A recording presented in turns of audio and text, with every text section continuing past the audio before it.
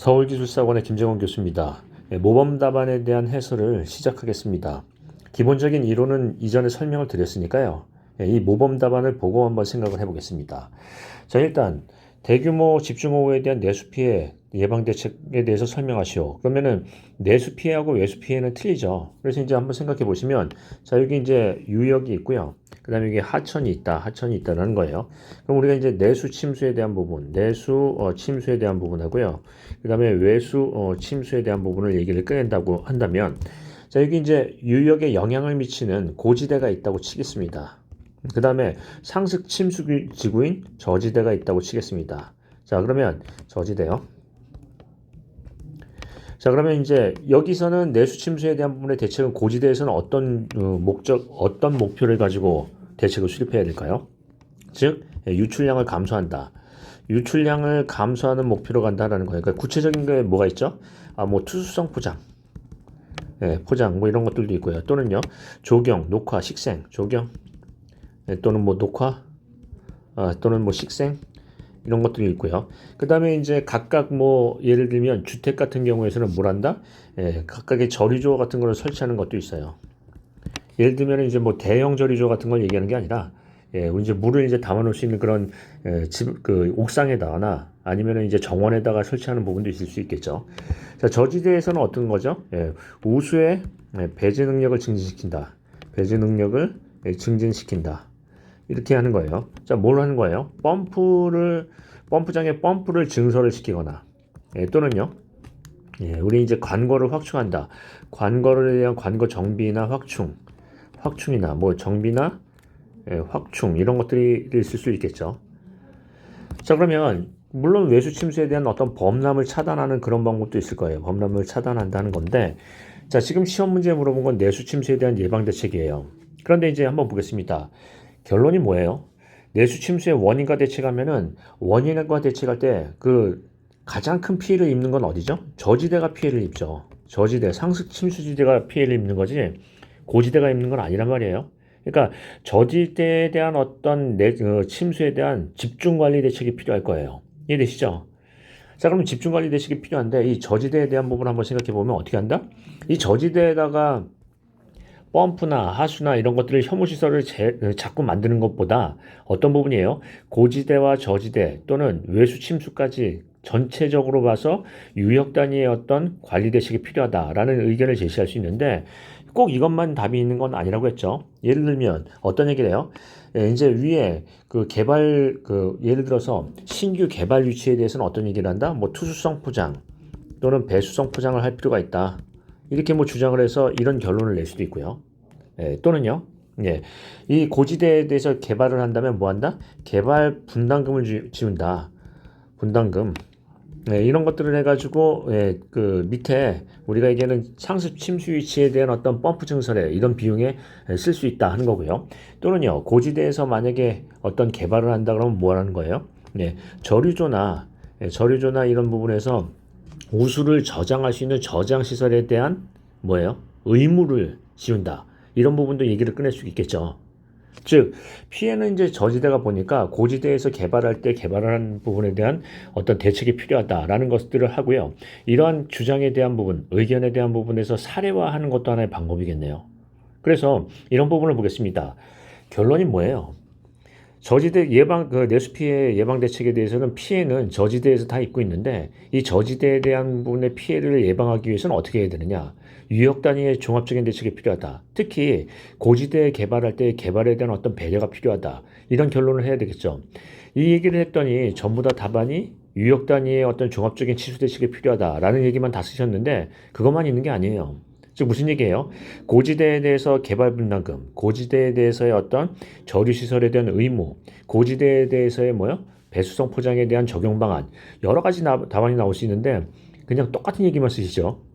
그것도 한번 생각해 보겠습니다. 자, 그러면 이제 뭐 내용을 쓰시면 내수 피해 플로우 문제점 하는 건데 기본적으로 피해 유형은 1페이지에 쓰셔야 돼요. 피해 유형 어떤 피해가 잦느냐 하고요. 그 다음에 피해 원인과 대책을 하면 이건 어떤 얘기냐면 주요 원인이 뭐냐 하는 것을 자꾸 강조를 해야 돼요. 우리 이제 80대 20의 법칙, 파레토 법칙이라고 얘기했죠. 그래서 주요 원인을 강조하고 그 주요 원인에 대한 대책이 나와야 되겠죠. 대책. 주요 원인에 대한 대책. 그래서 여기는 내적, 외적이라고 써놓고선요. 여기는 또 구조적, 비구조적이라고 했어요. 자, 이렇게 할 거면 원인을 왜 얘기해요? 원인에 대한 대책은 원인을 제거하는 거죠. 그래서 가급적이면 어떻게 쓴다? 대책은 원인별로 구분하시는 게 좋아요. 자, 그 다음에 이제 3페이지 한번 보시면 어떤 부분이 있다? 내수 침수 시스템에 대한 한계와 종합적인 관리 대책. 이렇게 내용을 똑같이 쓰시면 안 되고요. 그리고 이런 것들을 쓰시려면 어떻게 한다? 도식화 하는 거죠. 뭐 비교표를 한다든가, 모식도를 한다든가 해서 시선을 딱 끌 수 있게. 그 다음에 그 문제에 대한 부분에서 요점을 확실히 인지할 수 있게끔 정리를 해 주셔야죠. 예, 그렇게 하고요. 이런 것들을 어떻게 한다? 사료화하는 것도 좋겠습니다. 그래서 다시 한번 얘기해 보면 어떤 부분이냐면 저지대의 침수가 가장 큰 문제인데 이것이 저지대에서만 해결해야 될 부분이 아니다. 특히 고지대나 그 위에 개발 지역에서의 어떤 배려가 필요하다라는 얘기를 꺼낼 수 있겠죠. 자, 그 다음에 넘어갈까요? 자, 쉴드 세그먼트에 대한 조립 시 품질 관리에 대해서 쓰라고 했습니다. 여기 이제 중요한 부분은 뭐냐면 품질이라고 했으니까 품질의 기본 얘기할 수 있죠. 기본. 품질의 어떤 목표, 품질의 관리의 순서, 품질의 관리 수단, 그래서 우리가 요소 순수 뭐 이렇게도 얘기하는데 이런 부분을 1페이지 쓸 수 있고요. 중요한 건 뭐죠? 2페이지예요. 품질 관리 방안을 하기 전에 뭐라 해야 된다? 품질에 대한 불량 문제를 꺼내시고 그 다음에 관리를 꺼내야죠. 즉, 뭘 꺼내야 된다? 하자 유형을 얘기를 하신 다음에 그 하자 유형에 대한 관리 방안을 얘기해야죠. 이게 무슨 얘기냐면 대상을 특정해야 어떤 대책이 나올 거 아니에요. 대상도 없는데 그냥 관리를 열심히 하자라는 건 말이 안 되는 거예요. 자, 그러면 품질 관리에 대한 불량에 대한 유형이 뭐가 있나요? 제일 큰 게 누수다. 또 파레토 법칙을 꺼내볼까요? 80대 20의 법칙. 누수, 그 다음에 단차, 그 다음에 균열, 그 다음에 박리, 그 다음에 백태, 뭐 어쩌고 저쩌고. 자, 이게 전부 다 무슨 문제예요? 콘크리트 문제예요, 실은요. 물론 뭐 볼트 구멍에 녹도 발생할 수 있고 여러 가지도 있겠지만 콘크리트에 대한 어떤 불량 문제거든요. 세그먼트가 콘크리트니까요. 그래서 가장 큰 문제는 누수라고 보고할 수도 있고 뭐 단차나 균열 얘기도 끊을 수 있어요. 그러면 여기에 대한 부분에서 각각의 품질 관리에 대한 부분을 얘기를 꺼낸다면 하자 유형을 먼저 얘기를 하고 거기에 대한 각각의 품질 관리를 꺼내야 되겠죠. 그리고 중요한 건 뭘 강조할 수 있다? 예를 들자면 곡선부로 갈 때 또는 뭐 예를 들면 이게 이제 결국은 단차나 균열이라는 게 잭 추력이 과다할 때 발생하는 거 아니에요. 그러니까 잭 추력이 과하게 발생하는 건 어떤 부분이에요? 안반에 대해서 안반이 굉장히 양호한 구간이나 굴진 속도가 늦은 구간에 대해서는 어떻게 한다? 잭 추력이 커질 수밖에 없어요. 잭 추력이 과다할 수밖에 없다. 그러니까 이제 균일이 발생하는 거죠. 그래서 특정 부분 뭐 한다? 곡선부 통과 시, 안반부 통과 시에 대한 어떤 대책 얘기도 꺼낼 수 있고요. 그 다음에 어떤 얘기를 한다? 지수 대책 이런 얘기도 꺼낼 수 있겠죠. 자, 그러면 여기 이제 내용을 보시면 1페이지는 세그먼트의 종류 또는 세그먼트의 고려사항 나왔는데 여기 뭘 써야 돼요? 품질 관리 기본을 써야죠. 기본. 그 다음에 두 번째 페이지 가시면 품질 관리 항목 나오기 전에 뭐가 나와야 된다? 품질 불량 시 문제점, 품질 불량에 대한 얘기를 꺼내는 건데 예를 들자면 뭐예요? 주요 하자 유형이에요. 하자 유형이 나와야 거기에 대한 품질 관리가 나올 거 아닌가요? 그래서 여기 이제 품질 관리 항목, 그 다음에 품질 관리 절차, 그 다음 품질 관리 시 유의사항 하는데 이건 조립 시 유의사항이니까 이런 것들은 아니죠. 품질 관리. 자, 그래서 이 페이지에 품질 관리에 대한 얘기가 어디 있나요? 누수 대책이 어디 있고요. 단차 대책이 어디 있나요? 이런 오류가 많이 있을 수 있죠. 품질 얘기하면 뭐 한다? 주요 하자 유형, 품질 관리. 이게 이제 기본이죠. 자, 그 다음에 3페이지 보시면 어떤 얘기를 해요? 볼트 이음부의 누수 문제 방지 대책. 자, 한번 보겠습니다. 주요 하자 유형이 안 나오다 보니 그 주요 하자에 대한 중점 관리가 안 나온 거예요. 그죠? 거기서 주요 하자에 대한 부분에서 누수가 가장 큰 문제라고 했다면 누수에 대한 근본적인 대책이 이거다라고 제시가 할 수 있겠죠. 그래서 가장 큰 문제는 뭐예요? 하자 유형이 빠졌다 하는 거고요. 자, 다음 문제 가겠습니다. 도로 포장에서의 블로우업에 대한 원인과 대책을 쓰라. 자, 블로우업의 원인은 뭐가 있나요? 이제 기본적으로 얘기하면 뭐 우리가 이제 얘기하는 포장의 기본적인 노후화 또는 AAR 또는 뭐 동결과 융해 그 다음에 환경에 대한 부분에서 뭐 온도 노후화도 있고 그리고 온도도 있어요. 예, 뭐 여러 가지 이제 문제가 있다 하는 거예요. 그러면 대책은 자 노화에 대해서는 어떻게 한다? 유지보수인데 무슨 유지보수? 예방적 유지보수 하고요. 자 온도가 높은 것은 어떻게 해요? 태양을 막을 수는 없는 거니까 온도를 낮출 수 있는 어떤 포장이 있을 수가 있나요? 예를 들자면 무슨 포장이요? 열섬 저감 포장. 그 다음에 AAR은 뭐예요? 고루 슬래그. 예, 이거는 뭐예요? 예, 에이제. 뭐 이런 얘기가 나올 수가 있겠죠. 그러니까 이것도 뭐가 중요해요? 블로업을 일으키는 주요 원인이 뭐냐 하는 거예요. 주요 원인. 원인에 대한 부분을 구체적으로 얘기를 하신 다음에 구체적인 대책이 나와야 되겠죠. 그 원인별로 나와야 돼요. 원인별 대책. 그래서 이제 내용을 보시면 어떻게 되어 있냐면 유형 나와 있고요. 메커니즘 좋습니다. 문제점도 좋고요. 원인에 대해서는 구체적인 게 이게 제대로 나와야 돼요. 뭐 AR이다 뭐다 해서 얘기하면 여기에 대한 대책이 나와야 되죠. 즉 예를 들자면 AR에 대한 어떤 대책 또는 동결융의 저항성의 문제에 대한 대책 또는요 온도에 대한 온도 저감 대책 또는요 노후화에 대한 어떤 유지보수 대책 뭐 이런 얘기가 나와야 되죠. 그래서 이 내용을 볼 때는 어떻게 해야 된다? 원인을 구체적으로 쓰고 그 원인에 대한 방법을 제시한다. 원인별로 이해되시죠? 재료 시공이라고 쓸 수도 있겠지만 원인별로 해야죠. 원인별로. 자, 그 다음에 3페이지 보겠습니다. 어디가 가장 위험한 위치예요? 예를 들자면 어디요?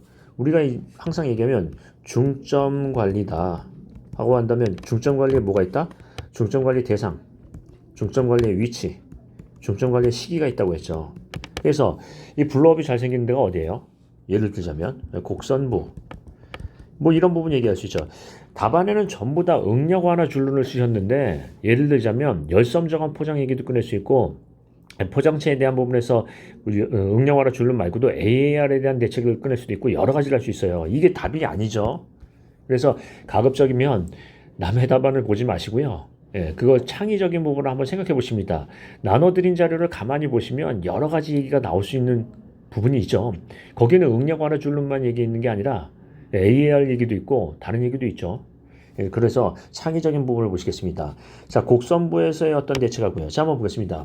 자, 줄눈은 예를 들어서 봄, 가을철에 시공하는 거하고요. 예, 그 다음에 여름철에 시공하는 거하고 간격이 어떻게 되나요? 얘는 온도가 낮을 경우고요. 얘는 온도가 높을 경우예요. 줄눈 시공 온도. 자, 그러면 줄눈 간격은 어떻게 되죠? 팽창 줄눈 얘기하는 거예요. 간격은요. 봄, 가을 같은 경우에서는 얼마로 하죠? 예, 6424, 600에서 240m 이 정도 되죠. 여름철에서는 어떻게 해요? 더블이에요. 120에서 480m. 왜 그럴까요? 봄, 가을은 여름에 시공하면은 온도가 높으니까 더 이상 팽창하지가 않겠죠. 그러니까 줄눈 간격은 멀어도 돼요. 그런데 봄, 가을에 시공하면 앞으로 뜨거워질 일만 남았죠. 팽창률이 크다는 얘기예요. 그러니까 줄눈 간격은 작아야 돼요. 맞나요? 그래서 이런 부분에 대한 이런 의견을 제시할 수도 있어요. 이 줄눈에 대한 온도에 대한 시공 온도에 대한 부분을 좀 기준을 다시 검토를 해서 줄눈에 대한 팽창량과 이런 부분을 해서 세분화할 필요가 있다. 이런 얘기를 꺼낼 수 있겠죠. 중요한 것은 하루의 일교차도 중요한데 이런 부분에 대해서 어떻게 한다? 세분화해야 되는 부분이 필요하다. 이렇게 제시할 수도 있나요? 그래서 기술사에 대한 부분은 먼저 이해를 하고요. 거기에 대한 대안 제시가 필요해요. 무슨 얘기냐면 아직도 기술사 공부를 하시면서 이게 봄, 가을이 왜 이게 줄눈 간격이 좁고 여름이 줄눈 간격이 넓은지 이것도 이해 못 하시는 분들도 많이 있죠. 왜 그렇다고요? 봄, 가을은 앞으로 온도가 높을 일만 남았기 때문에 팽창에 대한 영향이 커요. 그래서 줄눈 간격은 좁게. 그 다음에 여름은 더 이상 온도가 올라갈 여지가 적기 때문에 줄눈 간격은 넓게 볼 수도 있다. 그런 얘기죠. 자, 곡선부 이런 거 한번 생각해 보시고요. 다음 얘기 마지막 거 보겠습니다. 자, 오염된 그 집안의 정화 기술에 대한 종류나 특징에 대해서 부분을 설명을 했죠. 그러면 시공 시 주의사항이 있고 중점 관리 방안, 즉 중점적으로 유의할 사항은 뭔가요? 유의사항. 이거 뭐죠? 그때 얘기를 했었지만 환경 또는 안전 또는 뭐 품질 또는 민원과 교통 이런 부분이 중요할 수 있다 하는 거죠. 예를 들면 환경에 대한 부분에서는 얘가 오염기술의 정화공법, 그 오염된 집안의 정화기술을 한다고 한다면 오염물질의 유동을 유발하는 거예요. 즉 무슨 얘기냐면 오염물질을 빼내거나 제거하거나는 유동을 시키는데 이러면은 주변에 어떻게 되죠? 주변 확산이 될 거예요. 예를 들자면은 원위치 처리 같은 경우에서는 주변에 확산이 될 거고, 그 다음에 원위치, 익스시추, 뭐 인시추 이렇게 얘기하는데 제자리가 아니고 어디 이제 이동 운반을 해서 세척을 한 다음에 다시 이제 그 복토를 한다고 한다면 운반할 때도 오염물질이 떨어질 수 있죠. 유출이 될 수 있죠. 그래서 어떻게 한다? 주변 확산 방지 대책. 예를 들면은 반응 벽체 같은 거 얘기하는 거예요. 자, 그 다음에 안전은 뭐예요? 얘는 밀폐공산, 우리가 이제 안전에 대한 부분에서는 이 오염물질에 대한 어떤 그 안전에 대한 부분도 얘기를 꺼낼 수 있겠죠. 그래서 여기에 대한 부분은 어떤 얘기를 꺼낸다? 중점 관리 방안에서 주의사항을 먼저 얘기한 다음에 주의사항 중에서 하나를 특정해서 어떤 얘기를 해요? 환경에 대한 부분, 즉 주변의 오염물질에 대한 확산 방지 대책에 대한 부분을 중요성을 강조하고 그걸 사례화하는 것도 하나의 방법이겠죠. 자, 그럼 한번 보겠습니다. 자, 정리를 하자면 여러분께서 이제 이런 얘기를 해보겠습니다. 어떤 문제를 내요. 문제를 내면 뭐예요? 김정원 씨, 이런 얘기죠. 이게 제가 한두 번 강조는 하는 건 아닌데 어떻게 얘기를 할 수 있죠? 김정원 씨, 여기 이제 예를 들자면 가장 중점적으로 관리해야 될 부분이 뭐예요? 그 이유는 뭐죠? 그래서 논리적으로 얘기하는 거죠. 즉 가장 대책이 됐던 어떤 시공시 주의사항이 됐던 중점적으로 관리해야 될 대책이 뭔가요? 중점적으로 유의해야 할 부분이 뭔가요? 뭡니다 라고 얘기하면 뭐예요? 그 근거는 왜 그렇죠?